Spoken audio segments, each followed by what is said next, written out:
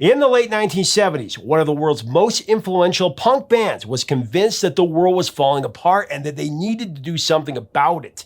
Fueled by concerns over widespread famine, the environment, drug addiction, police brutality, tidal waves, and nuclear war, the band's charismatic leader composed a prophetic manifesto that seems more relevant today, amazingly, than it was when he wrote it back in 1979.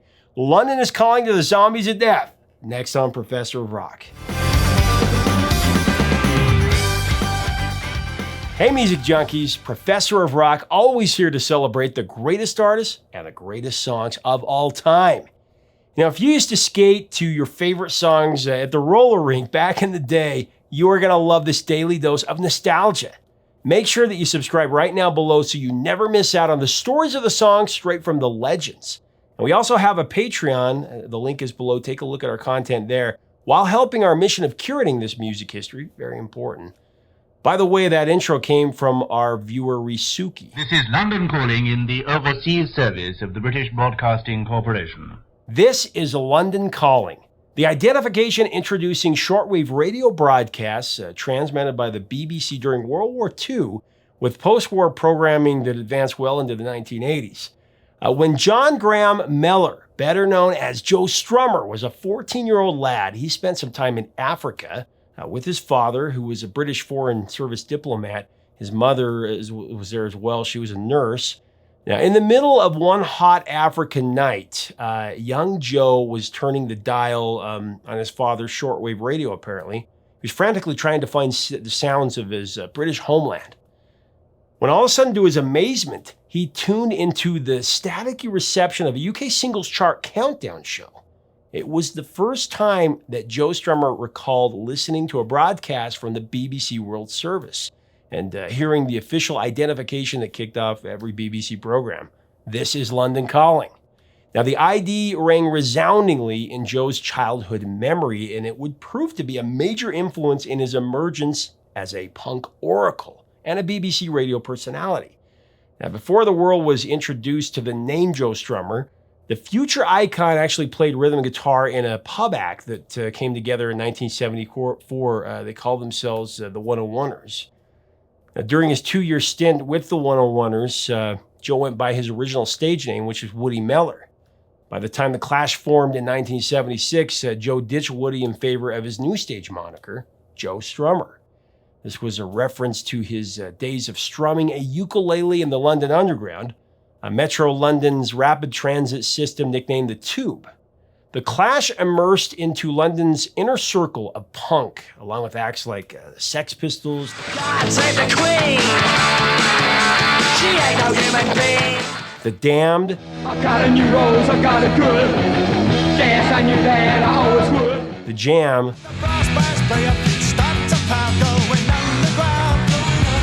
and 999.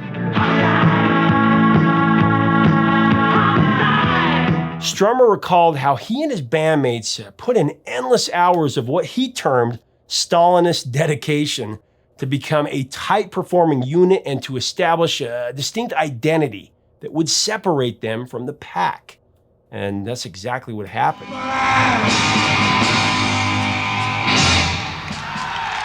Joe Strummer was a news junkie. He had ravenous interest in learning about topical events in every newspaper and magazine that he could find or get his hands on. In fact, the impetus for many of the songs that Joe wrote were from news articles that he had read. The most prolific example of Strummer's obsession for current events reporting can be found in the lyrics he penned for London Calling. London calling to the faraway town. The title track for The Clash's epic third studio double album. Now, as we go into this song breakdown, I do want to thank our sponsor, Zenni Eyewear, that helps to make this possible. It's a brand that I always wear. They truly live up to their slogan, eyewear for everyone. At Zenni.com, you can shop by color or the shape of your face. There are now summer styles you can choose from, and you can personalize them or have them engraved like I have. Check it out at Zenni.com today.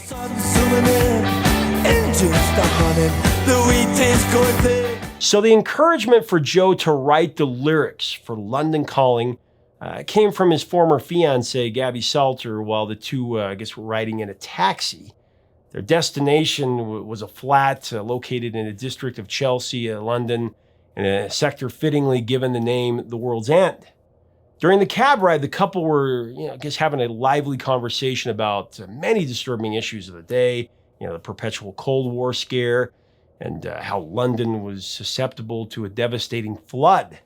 Gabby listened to Joe's grumbling editorial and pushed him to write a song about the issues that had him so overtly panicked. Joe began writing down his feelings and arbitrarily listed all the matters that agitated him. Now, the original lyrics for London Calling included random verbiage that didn't make the cut for the prose that was featured in the recording. For example, the USA is shrinking, the world is shrinking, the sun is blinking while I'm drinking, the oil stops flowing, the what stops growing, the world stops knowing.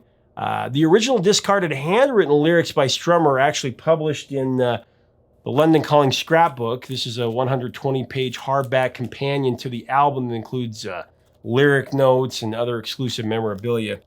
I got this for Christmas a couple of years back. In fact, we'll link to it below if you want to own it for yourself.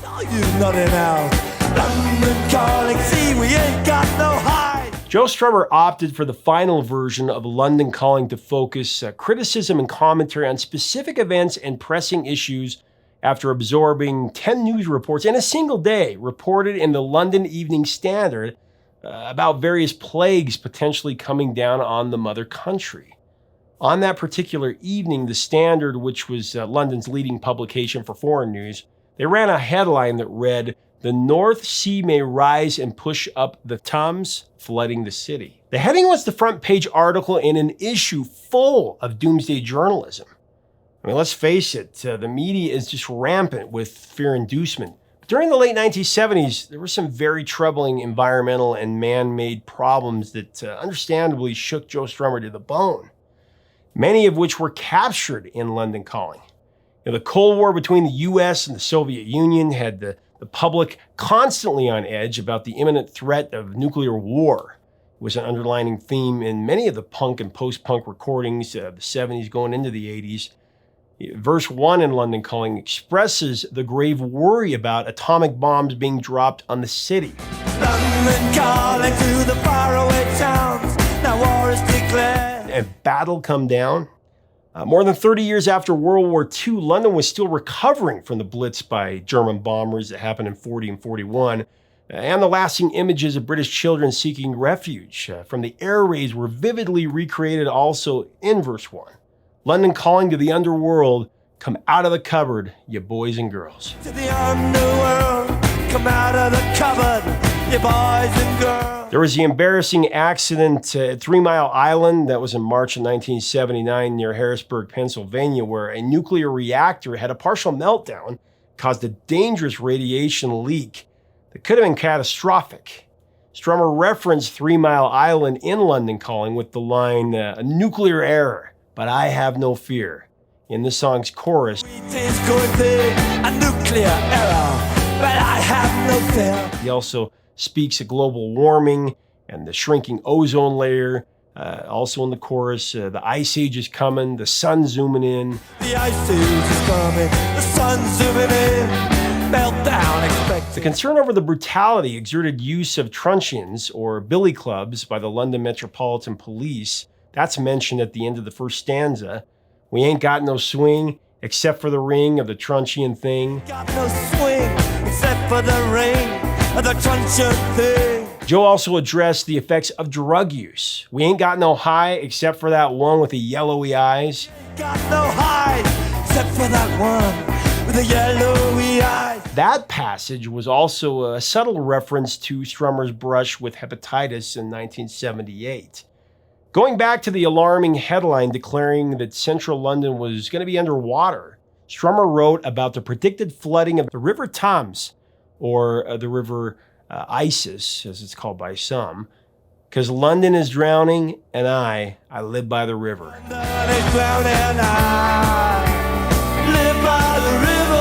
Joe's vigilant lyric actually helped spearhead the construction of the Thames barrier in '82.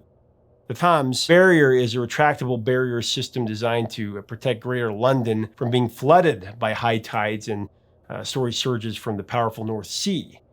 When Strummer wrote London Calling, he actually lived by a river, but in a high-rise apartment. Dismayed about how the public often turns to pop music to make them feel better about unsettling world events, Strummer and his bandmates were adamant about not becoming what they called false idols for people looking for escapism. Joe made that ideology very clear in one of the most memorable parts of the song's powerful opening verse. London Calling, now don't look at us, phony Beetlemania has bitten the dust.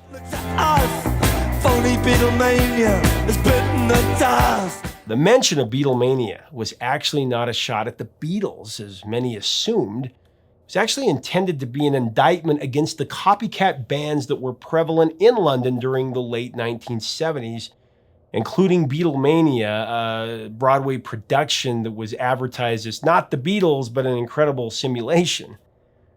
London Calling was recorded at London's legendary Wessex Studios, the same location where the Sex Pistols recorded their one and only groundbreaking album.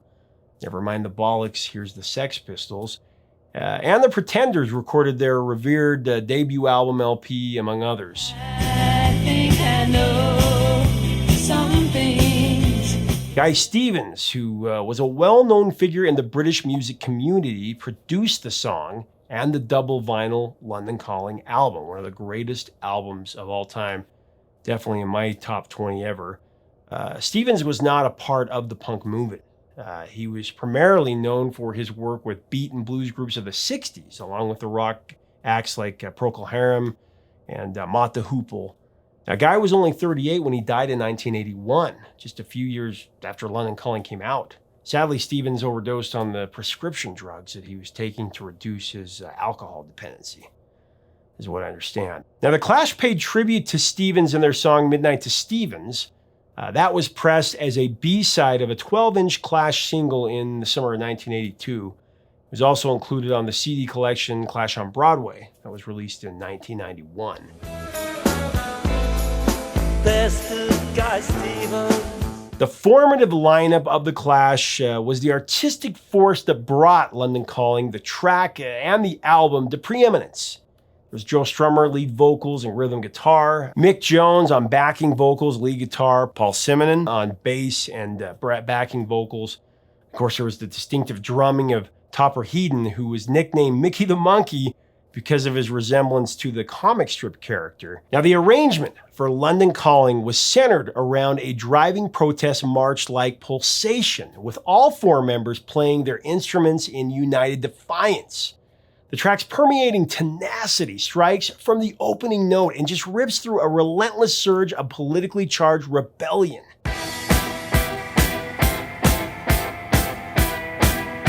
It was Mick Jones that conducted the song's formidable soundtrack to syncopate with the rhythmic flow of Strummer's caustic vocal. The music of London Calling just pulls you out of your comfort zone, purposefully creating unrest, elevating the discord with the primal cackles of Joe Strummer that he unleashed at almost 2 minutes in, rising ever louder to 2 minutes 38 seconds to 2 minutes 43 seconds.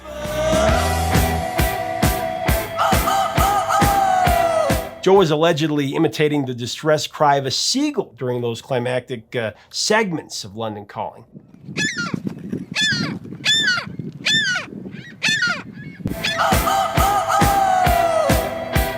London Calling's daunting urgency comes to a desperate end with the simulated sound of Morse code, spelling out the universal call for help, SOS. Mick Jones cleverly created the Morse code effect with one of his guitar pickups.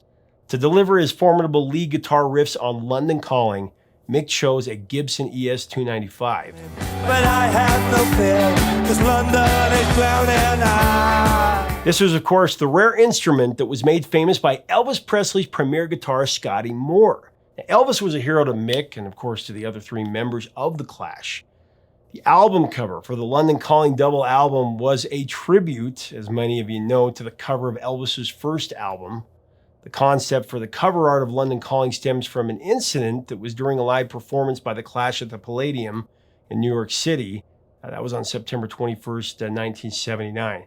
The Clash bassist Paul Simonon became so enraged by the venue security because they were not allowing fans to stand and dance about during their performance. So he pulled a Pete Townsend and smashed the white P bass on the floor of the stage, just obliterating the guitar into little pieces. So Simonon slammed his guitar at exactly 10:50 p.m. Now we know this because when he smashed his bass, the impact broke his wristwatch, and the watch hands stopped at that exact time. Very cool. The episode was captured on film by photographer Penny Smith. The band loved the photo, and they wanted to use the shot for the cover of London Calling, but Smith was at first reluctant, as I understand, to allow that particular photo to be used for the album cover because she contended that it was too blurry. But thankfully, she relented. It was an image that uncannily reflected the Clash's frustration and anti-establishment disillusionment heard in the music of London Calling. The image became one of the most famous album covers of the rock era. The artwork for the cover outlined, around Penny Smith photograph. That was actually added by Rob Lowery, who added the pink letters down the left side here and the green text at the bottom to complete the homage to Elvis. The cover of London Calling was later enshrined by British culture in the form of a Royal Mail postage stamp in place of the Queen's head in 2010. The London Calling album ended up being a double four-sided record. But it wasn't supposed to be. Prior to the pressing and release of London Calling, The Clash was without management to represent them in their battles with CBS Records. The band grappled with their label over the disbursements of much-needed advances to help them with mounting debt and debates whether London Calling should just be a double or single album. The group was very upset at CBS over what they felt was an excessive sticker price for their previous EP, The Cost of Living, so the band insisted that their next record, which was going to be London Calling, would be a double album to give their fans more music for their money. Actually, the last cut on the record was Train in Vain, and it was finished so late in the game that it wasn't even listed on the album sleeve at that time. In the end, London Calling had 19 songs, including Train in Vain, as a hidden track that became one of the Clash's greatest hits.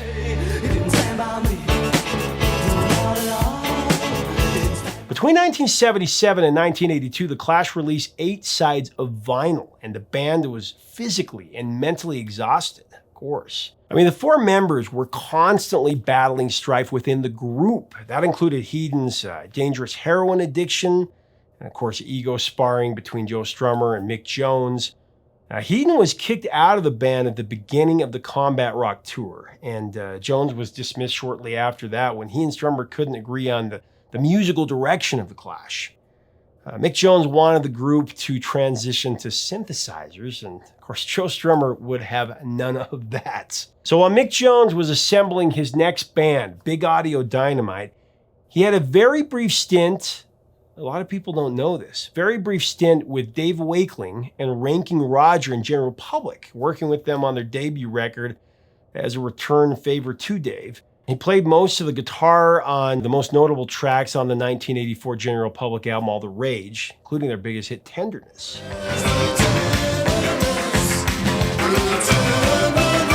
By 1984, though, The Clash was a shadow of its former self, with only Simonon and Strummer hanging on.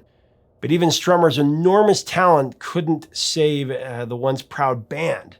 The inspiration and artistic magnetism of the group, the music industry regularly billed as the only band that matters, it had virtually vanished. Clash released just one more album, Cut the Crap, in '85, with 3 virtually unknown newcomers joining Joe Strummer and Paul Simonon, and the record bombed, signaling the inevitable folding of one of the great bands ever, The Clash.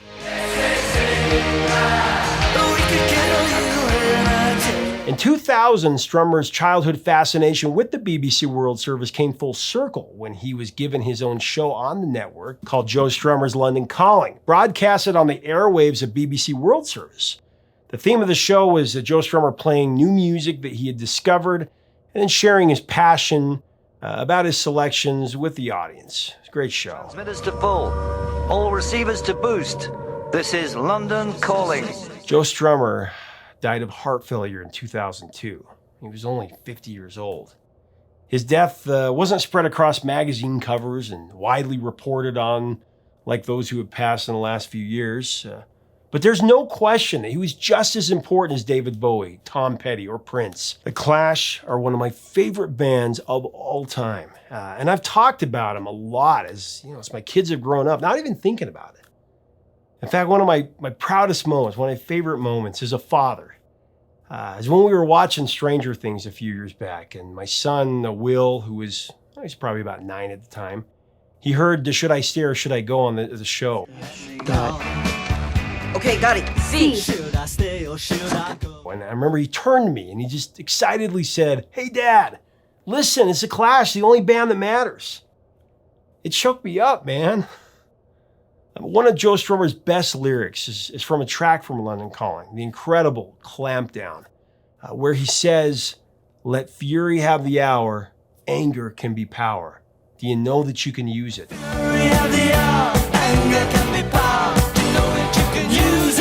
That lyric, it defines the anger, the aggression of punk. Joe Strummer is simply one of the most beloved and most respected artists that flourished from the British punk movement of the 70s. He was an intensely loyal activist with a humble confidence that personified his bold charisma.